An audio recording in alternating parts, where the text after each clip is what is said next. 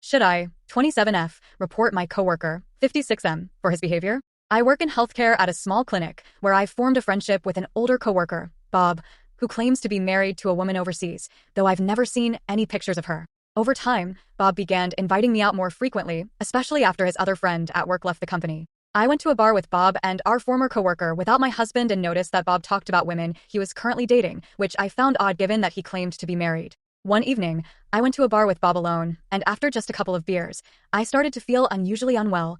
My head was spinning, and I felt disoriented. Bob began asking very personal and inappropriate questions, particularly about my marriage and sex life, which made me uncomfortable, but I found myself answering because I felt so out of it.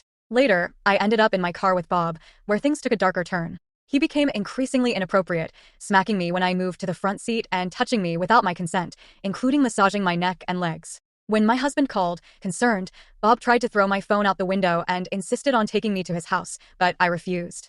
Eventually, Bob drove me home, but instead of taking me straight there, he drove around the block several times, muttering about my husband being on the porch. My husband kept calling, but I was too distracted to notice half the time. When we finally arrived, my husband thought I looked off and suggested calling the police. Bob freaked out, insisting I was just drunk. After my husband drove Bob back to his car, I went to the hospital, where a forensic nurse suggested I might have been drugged, although the initial tests came back clean. Bob continued to call and text me the next day, downplaying what happened and even implying there could be a next time. Now, I'm questioning whether I'm overreacting and trying to figure out what to do next.